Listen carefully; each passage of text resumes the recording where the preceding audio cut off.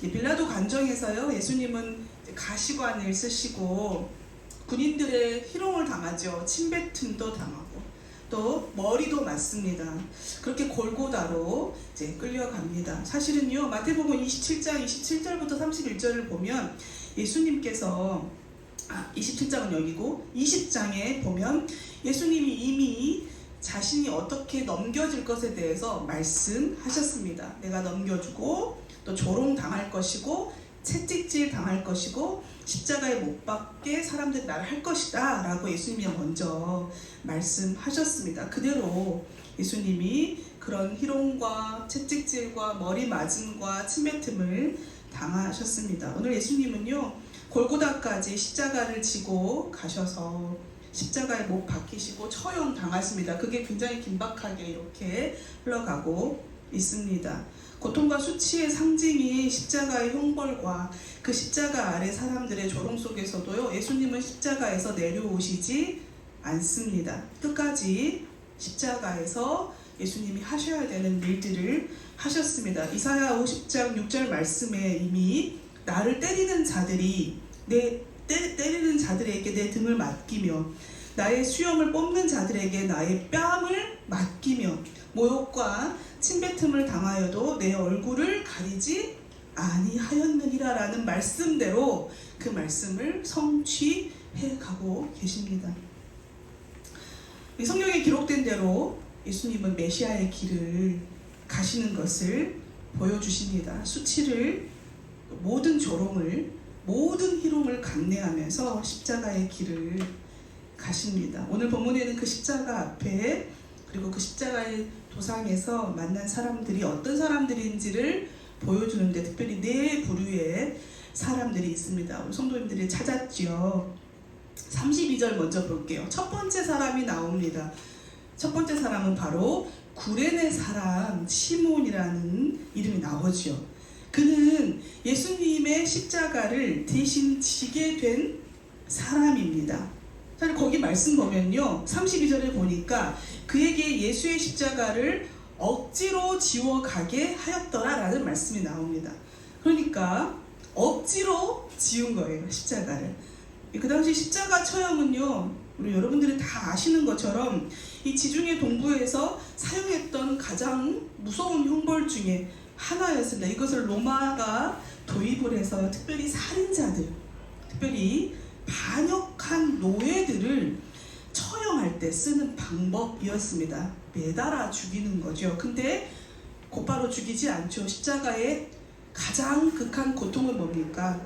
서서히 죽어가는 겁니다. 그런데 은밀한 곳에서 고문하고 처형하는 게 아니죠. 십자가는 가장 높이 매달아서 모든 사람들이 지나가면서 볼 수 있는 공개 처형을 합니다. 그러니까 오랜 시간 동안 물과 피가 다 빠져나갈 때까지 많은 사람들이 다 볼 수 있도록 공개 처형했어요. 그래서 유대인들한테는요, 이 나무에 매달려서 처형당하는 것은 뭐라고 생각했냐면 신명기에 나와요. 하나님께 저주를 받는다고 유대인들은 생각을 했어요. 그러니까 십자가 이 형벌은요, 유대인들에게는 하나님이 버렸다라는 인식, 하나님께 저주받았다라는 인식이 아주 강했습니다. 근데 당시 죄수는 그래서 그 십자가를 직접, 자기가 못 박힐 십자가를요, 본인이 직접 지고 가야 되는 것이 그때의 법이었습니다. 근데 이미 이 수직으로 된 기둥은요, 처형장에 이미 심겨져 있었고요. 지고 가는 건 뭐냐면 요 가로로 된 부분, 요것만 지고 갔어요. 근데 사람을 매달려야 됐기 때문에, 그것도 높이 매달려야 됐기 때문에 무게가 상당했습니다.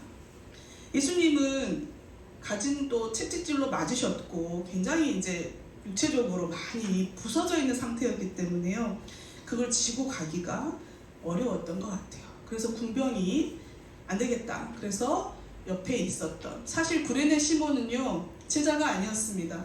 그런데 6월절이었기 때문에 아마 이 명절을 지키기 위해서 예루살렘에 왔던 것 같아요. 근데 막 사람들이 모여 있으니까 하고 있었는데 그 자리에서 그냥 군사에 의해서, 군병에 의해서 선택된 거, 징발된 거라고 할 수가 있죠.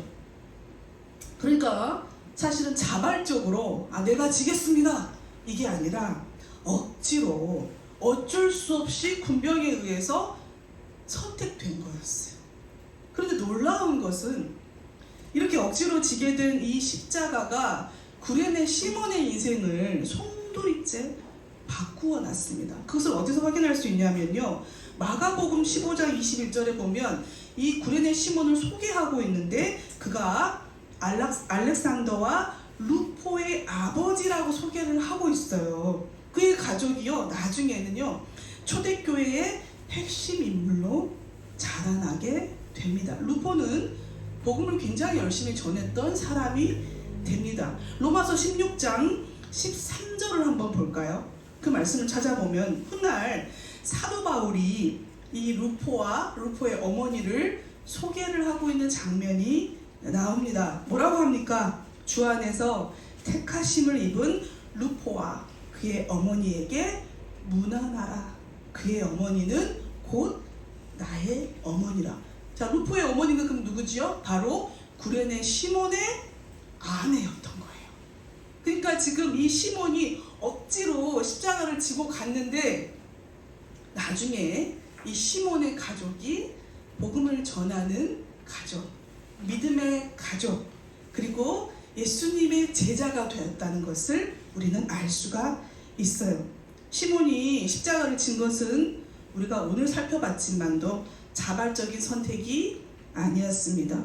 그러나 이렇게 억지로 시작했던 이 순종이 믿음의 가문을 만들게 된 것입니다. 제자들도 다 떠나고 예수님이 그 십자가를 지고 갔던 그 곁에는요 아무도 없었습니다. 아무도 없었는데 시몬이 어때요?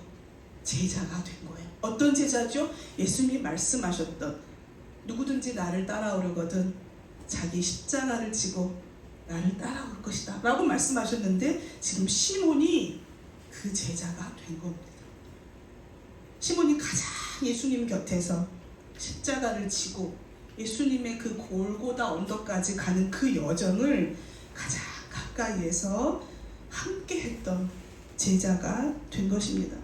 사랑하는 여러분, 억지로 왔던 자리가, 억지로 택함 받았던 그 자리가 은혜의 시작점일 수 있다는 걸 우린 기억해야 될 것입니다. 때로는 우리가 억지로 순종할 때가 있지 않습니까? 그런데 그 억지로 순종하는 그 행위조차도 하나님은 그것을 통해서 은혜의 역사를 이루어 가신다는 것을, 믿음의 가문으로 바꾸어 가신다는 것을 오늘 구레네 시몬을 통해서 우리는 알 수 있습니다. 억지로 하셔도 이 모든 것을 하나님은 순종과 은혜로 바꾸어 주실 것을 믿습니다. 두 번째는 또 누가 나옵니까? 그 다음에 이제 보니까요 39절이죠. 39절에 보니까 그 다음 또 사람이 나와요. 누구죠? 지나가는 사람들, 지나가는 자들이 나옵니다. 그들은 자기 머리를 흔들면서 이렇게 예수님을 모욕했다라고 나옵니다. 머리를 이렇게 위아래로 흔들었을까요? 그렇지 않죠. 어떻게 흔들었을까요? 좌우로 흔들었을 거예요. 좌우로. 위아래로 흔들면 이게 공감인데, 공감과 수긍인데 그게 아니라 아마 좌우로 흔들면서 아마도 혀도 차고 그랬겠죠. 모욕의 말로 뭐라고 했습니까? 네가 만일 하나님의 아들이거든 자기를 구원하고 십자가에서 내려와라 이렇게 얘기한 거예요. 모욕한 거예요. 사실 이 사람들은요 자기 머리를 이렇게 흔들었어요. 근데 이 사람들은 어떤 사람들이죠? 이 사람들은 군중들, 즉 예수님께서 예루살렘 성으로 입성하실 때 어떻게 했죠? 종려나무 가지를 흔들면서 자신들의 겉옷을 다 벗어서 바닥에 깔면서, 그리고 뭐라고 외쳤습니까? 호산나, 주의 이름으로 오시는 이여 우리를 구원하소서, 찬송하리로다, 다윗의 아들로 오시는 이여. 이들은 머리를 그때는 흔들지 않고 뭘 흔들었죠? 종려나무 가지를 흔들면서 왕이 들어올 때 행렬했던 그 군중들이었어요. 환영하고 환대하고 자신들의 온 마음을 다 바쳐서 환대하고 환영했던 그들이 이제는 자신들의 머리를 흔들면서 모욕하고 조롱합니다. 내려와. 네가 진짜 하나님의 아들이라면 내려와. 그들은요, 예수님의 이 고난을요, 어떻게 하냐면 구경합니다. 구경만 한 사람들이었어요. 조롱하는 사람들이었어요. 근데요, 한번 생각해 보면요, 그럴 수도 있겠다라는 생각이 들어요. 왜요? 하나님의 진짜 아들인 것을 모르니까요. 믿음이 없으니까요.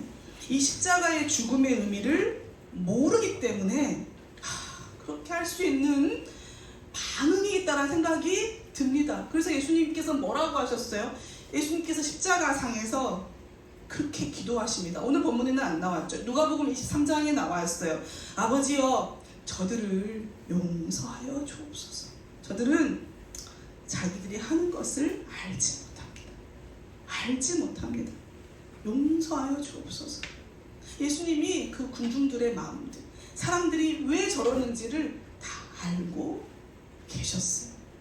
예수님의 십자가 앞에서 우리도 예배에 참여하면서 고난주간이 시작되면서 1년에 한 번씩 돌아오는 이 절기 앞에서 우리도 어쩌면 구경만 하는 사람이 아닌가, 나는 구경만 하는 사람이 아닐까, 먼 발치에서 1년에 한 번 고난주간이잖아, 십자가 알지 그저 관람하고 있는 사람은 아닌가. 하나님은 우리가 신앙생활을 할 때 관람자로 부르시지 않습니다. 하나님은 우리를 동참하고 제자로 부르시지 관람하고 구경하라고, 먼 발치에서 고개를 좌우로 흔들면서 판단하고 평가하라고 부르시지 않습니다. 사랑하는 여러분, 그것을 기억해 주시기를 바랍니다. 예수님은 끝까지 그럼에도 불구하고 그 모욕을 견디십니다. 십자가 앞에서 그 모진 모욕, 나를 환대하고 환영했던 저들이 잘 몰라서 그런다는 그것조차도 용서하시고 이해하시는 그 예수님을 구경만 하지 마시고 여러분 바라보시길, 그 예수님을 내 마음에 모시기를 간절히 바랍니다. 41절부터 43절 보니까 세 번째 사람들이 나옵니다. 바로 이어서 나와요. 누가 나오죠? 대제사장, 서기관들, 그리고 장로들이 나옵니다. 그들은 예수님을 향해서요 조롱하죠. 똑같이 조롱해요. 이제 좀 더 구체적으로 조롱하는 것 같아요. 뭐라고 합니까? 저가 남은 구원하였으되 자기는 구원할 수 없도다. 너 지금 내려와라. 지금 내려오면 우리가 너를 믿겠다. 이거는 기대와 소망에 찬 말이 아니죠. 너 그렇게 할 수 없잖아. 조롱하고 모욕을 주는 말입니다. 그들은 메시아를요 눈앞에 두고도 판단하고 조롱했죠. 하나님의 아들이거든 내려와 봐. 빛으로 예수님이 오셨지만 그 빛을 알아보지 못했습니다. 처음부터 끝까지 그들은 빛을 알아보지 못했습니다. 그러나 예수님은 어떻게 하셨습니까? 남을 정말 이 사람들 말대로 하셨어요. 남을 구원하시지만 자신을 구원하지 않으셨어요. 고난의 종으로 아픈 자들을 치유하셨어요. 자신의 피와 살을 내어주셨어요. 버림받고 조롱당하는 그 죽는 순간조차도 하나님의 뜻과 사랑을 끝까지 신뢰하셨어요. 사실 종교 지도자들은요 조롱하면서 뭐라고 얘기하냐면요, 이 예수님께서 하나님에 대한 신뢰심을 뭐라고 하세요? 자극하고 있어요. 너가 하나님의 아들이야? 야, 너 하나님이 너를 구원하시겠지. 너를 구원하시겠지. 이러면서 그 신뢰를 계속 자극하고 있어요. 어쩌면 그들의 눈에는요 하나님 예수님과 함께하지 않는 것으로 보였을 거예요. 예수님이 끝까지 아버지를 신뢰하지만 그들의 눈에는 저 십자가에 달린 예수 그리스도는 하나님이 저주하는 거야. 지금 버린 거야. 그리고 함께하지 않는 거야. 그리고 하나님은 계시지 않아. 하나님의 부재의 상징처럼 이 보이는 십자가의 처형이었어요. 그러니까 뭡니까? 이건 수치예요.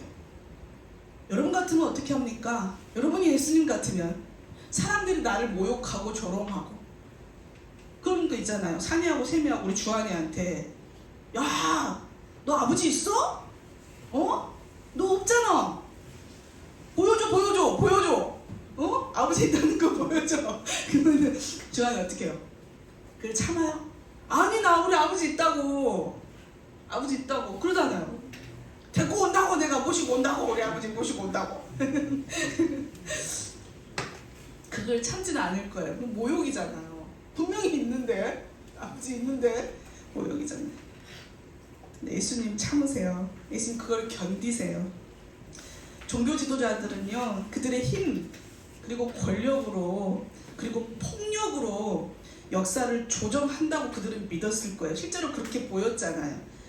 그렇게 생각했을 겁니다. 그러나 진짜 역사는 그 너머에 사랑과 용서, 예수 그리스도의 순종으로 진행되고 있다는 걸 그들은 몰랐습니다. 현상만 보고 판단하면 그들이 승리자고 예수님은 실패자였어요.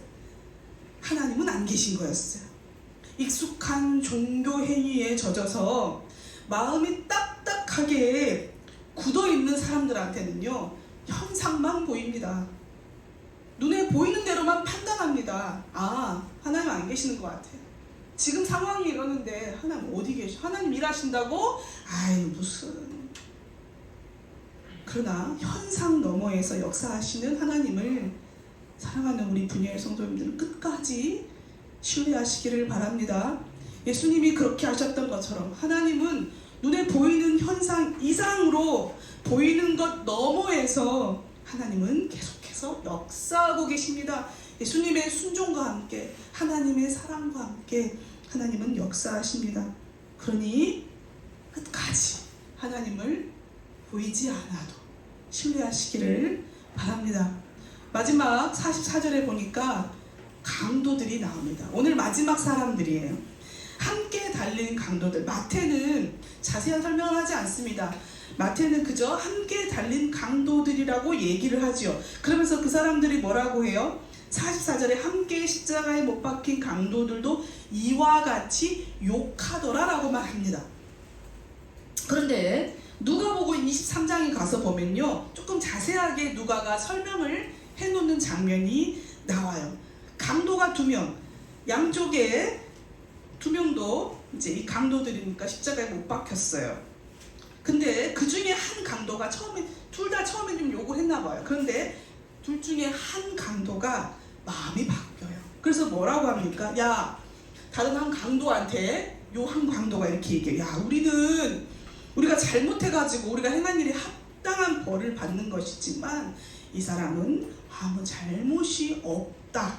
그러면서 예수님한테 그 강도가 이렇게 얘기해요. 예수님, 당신의 나라가 임하실 때, 당신의 나라에 임하실 때 나를 기억하소서라고 합니다.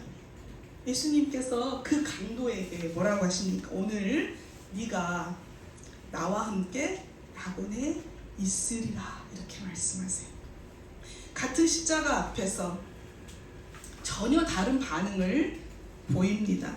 다른 한 강도는 이렇게 자신의 죄를 인정하고 예수님의 죄 없음도 고백했어요. 뭡니까? 자신이 죄인인 것을요 깨달았습니다. 자신이 죄인인 것을 깨달아야 여러분 예수님을 구원자로 믿을 수 있습니다. 아무리 복음을 우리에게 설명을 하고, 야, 예수님 널 사랑하셔, 너를 구원하러 오셨어라고 했는데 내가 죄인인 것을 알지 못하면요, 그 구원자이신 예수님 내 마음에 모실 수가 없습니다. 우리가 전도할 때 많이 경험했잖아요. 아무리 사역리를 읽어주고 예수님에 대해서 얘기를 하는데요, 받아들이지를 않아요. 왜요? 내가 왜 죄인이죠? 이렇게 말씀하시는 분은 가장 어려운 분이세요. 내가 죄인인 것을 알지 못하면요, 복음을 받아들일 수가 없어요. 강도는 이 십자가상에서 주여 당신의 나라에 임하실 때 나를 기억하소서라고 미래적인 구원을 얘기했어요. 그런데 예수님 어떻게 하셨어요? 그 순간에도, 예수님 십자가에서 그 고통을 겪는 그 순간에도 예수님은 현재적 구원을 말씀하세요. 오늘 네가 나와 함께 낙원에 있으리라. 강도는요, 미래를 얘기했어요. 아, 예수님 당신의 나라 임하실 때 죽고 나서 그때 저를 좀 기억해 주세요. 근데 예수님 뭐라 하세요? 오늘 네가 현재예요. 구원은 현재적인 사건입니다. 강도가요, 자신이 죄인인 걸 깨달으니 예수님께서 현재적 구원으로 그를 구원해 주신 거예요.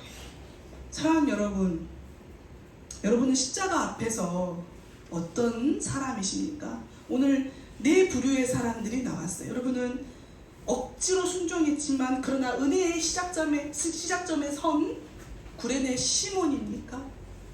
아니면 익숙한 자리에서 마음이 굳어버리고 딱딱해진 종교 지도자입니까?